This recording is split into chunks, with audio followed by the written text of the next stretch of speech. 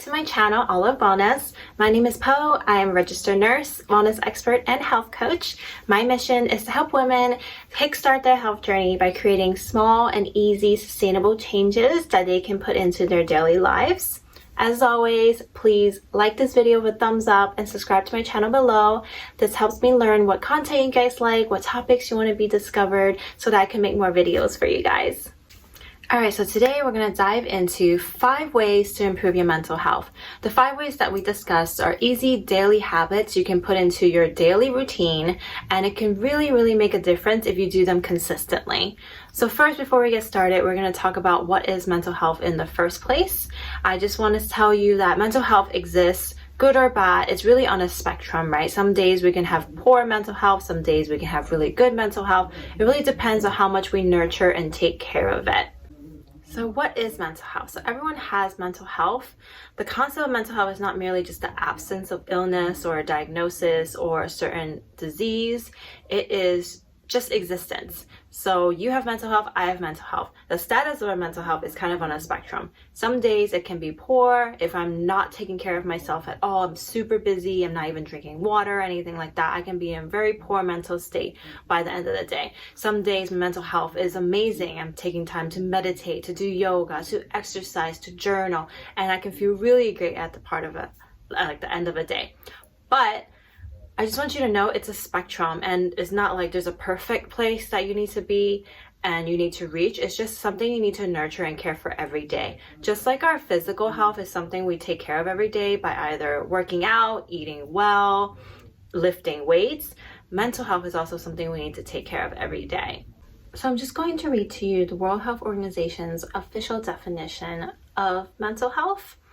They define it as a state of well-being where we can realize our own abilities, strengths, weaknesses, cope with the normal stresses of life, work productively and effectively, and also make a contribution to our community. So that is a lot of definition in like 2 small words, mental health. But I just want to stress also that mental health varies from person to person. What is stressful to me may not be stressful to you or others, or what may stress out others may not stress me out. So it's a very personal definition of what your mental health is, and it's definitely on a spectrum. So I just want you to know that it's very subjective, and even people with like really like quote unquote like healthy, good mental health, they can still feel stressed and angry and sad and anxious. It's all part of the human experience basically, but it is how we handle our stress, how we nurture our mental health that makes the world of a difference. So with that, let's move on to the 5 ways that you can change your day around and improve your mental health. So the first habit, I know you hear it all the time, is really to start a morning routine. And I know people say this all the time, start a routine, get dressed, go shower, do all this stuff. But I just want to know what some of your morning routines are and what has worked out for you during this crazy time in our lives. And also, all morning routines start with like a few simple things. So it's really like back to the basics, to like 2 or 3 things max for your morning routine that you really love. Of course, like showering should be one of them, right? But some people actually work more efficiently if they shower later in the day and they feel like they've like been really productive and the shower is like their prize at the end of the day. They're like, yeah, I'm showering, and then like work is over. So try different ways and see how different things can help you. Just because something works for one person, as we discussed, mental health is so personal, it might not work for you. So for me, I personally get up to like a nice ringtone, something very calming, because my husband actually used to have like this ringtone. It was like a rock song by the Rolling Stones. It used to drive me crazy because I couldn't relax. I literally like would wake up and feel like I'm at a rock concert and I must go. So I asked him kindly to change it, and he has, and it's really worked well. And when it's my own alarm, I definitely choose like a calming song that I like, or a song I really like for that week or month. So that way I'm waking up to something I like and I'm in a good mood already. And the next thing is like, I turn off my alarm, it's on my phone, but I don't look at my phone. I actually first just, sit there and take a few deep breaths, because you've been lying there for like 7, 8 hours, 6 hours, depending on how much you sleep on a nightly basis. And your body needs to get the blood flowing. It needs to send oxygen to everywhere. So I take 5 deep breaths, just slowly, and I kind of just fill myself with the oxygen and energy that I need to wake up. And another thing that I love to do is actually drinking hot or warm water with lemon.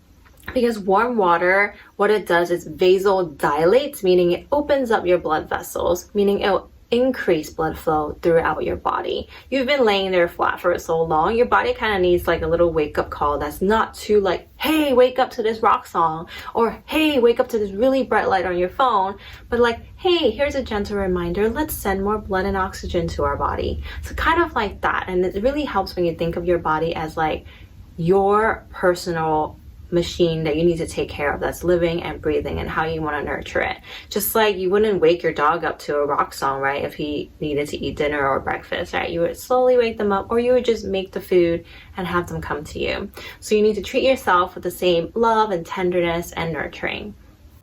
So back to the topic of using your smartphone, your iPhone, your Android, or whatever it is that you use, I just wanted to point out this study from the University of Gothenburg in Sweden. They actually studied people in their 20s and their usage of mobile phones, and they found that those with a higher usage of their smartphones actually had higher rates of developing depression, both men and women. So high usage of your smartphone is correlated to developing depression. And it's correlated because we have this like anxiety and stress that like we must check all our emails, we must check our messages right away. And it's like that rush and anxiety that really, really can be detrimental to our health in the long term. So I strongly advise that when you start your morning routine, try to wean out the phone usage in the morning.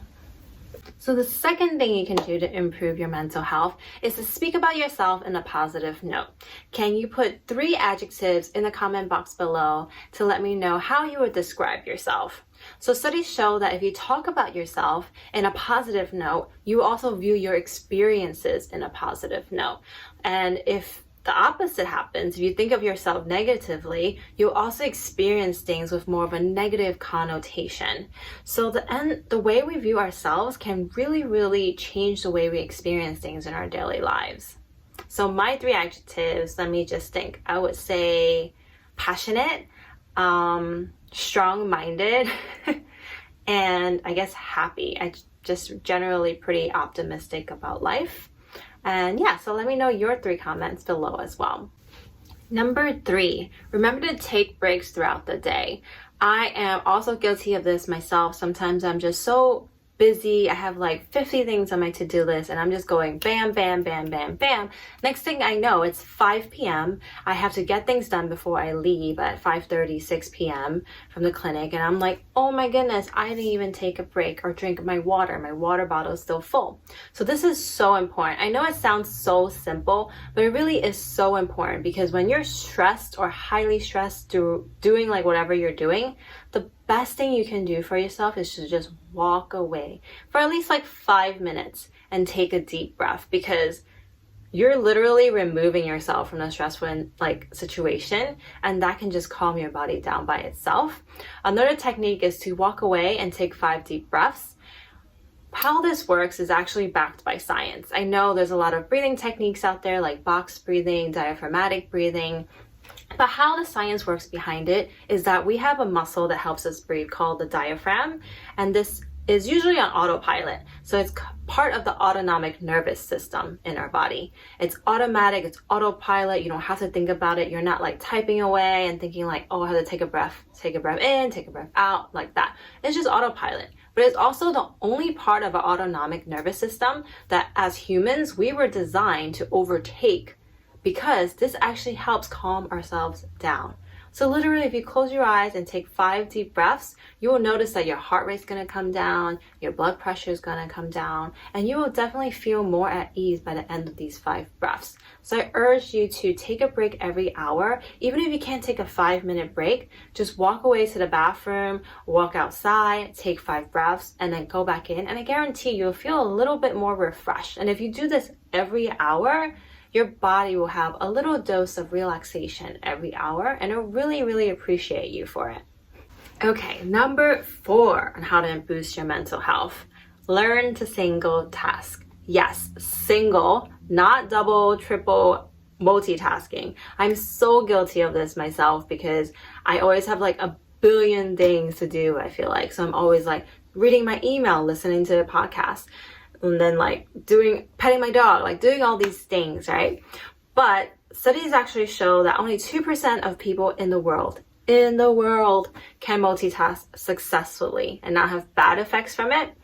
While there's no harm in like occasionally multitasking, again, it's hard, especially people who have kids. It's really, really hard to like not multitask, right? But constantly juggling tasks really scatters your brain's energy, and it can actually impair your cognitive control over things.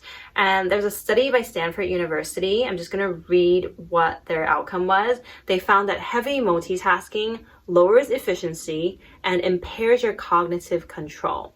This is why you need to single task as much as possible. So the good way to do this is to make a priority list in the morning and put only 1, 2, 3 at the top. And those are the 3 things that are high priority and you must get done today. And everything else is just extra. Like you get extra stars for doing the other things that are past the number 3. And that is a great way to keep yourself accountable on single tasking at a time. All right, so number 5 is go to bed on time. I know this has been a struggle for everyone with all the stress going on. People are having trouble going to sleep, staying asleep, or just, not staying up and being anxious all the time, right? So I suffer from this as well. But research shows that if you're not sleeping well, you're going to have a bad mood when you wake up. And when you have a bad mood in the morning, it's going to negatively affect your day. We all know this, right? I know if I don't get like 7 hours of sleep minimum, I'm super cranky when I wake up. Then I'm super cranky at my husband. Then my husband is cranky. Then I go to work cranky. And then everything's just like horrible. So how to get good sleep and go to bed on time? Really, you need to do a night ritual, which is really, really fun to think of how you can wind down and how to relax. Some people like to, set up a bedtime alarm. I know iPhone has this feature now where you can put like the time you want to go to sleep, and then it'll give you like a little alarm to tell you, hey, it's time to start winding down for bed, just to give yourself a reminder. I know this is hard for a lot of people when they just start doing it. So a reminder is good. Also, cut down your screen time an hour before you intend to sleep. If you want to fall asleep at 10 o'clock or go to bed at 10 o'clock, you need to stop looking at screens, meaning stop texting, stop checking Instagram, stop WhatsApping, stop watching YouTube, stop watching Netflix by 9, so that your body can process and relax instead of getting like super stimulated by the artificial light on your phone or your TV. Another way to do it is to drink some chamomile tea. That helps a lot of people calm down while they're not looking at their screens. And it's a really calming way to then get yourself into bed. I know a lot of people have been reading. One thing about reading, if you read before bed and it really gets you in like a mood to go for bed, is try to read in like a chair. And then when you're starting to get sleepy, go to bed and put the book away. Because a lot of times people read like a really good book and they just want to like stay up reading it. But then that just makes you stay up later than what you're intended for. Or some people are like, oh, I read because I get so bored and I fall asleep. So that's like really funny. And my advice is to get a book that you like better. And another thing that I strongly stress is lowering your caffeine intake. Caffeine stays in your system and then can disrupt sleep for 6 hours, right? So if you want to go to bed by 10, you should really stop drinking caffeine by 4 p.m. because it can stay in your system and it can disrupt more than an hour of sleep if you take it less than 6 hours before your bedtime. Okay, so those are my 5 tips on how you can improve your mental health daily. I hope you found it helpful and you can put some of these habits into place. Please like and subscribe to my channel below and leave any comments on what you thought of the video and what you would like to see next so that I can make some more videos for you guys. So as always, take care, be well, stay safe out there. Bye guys, until next time.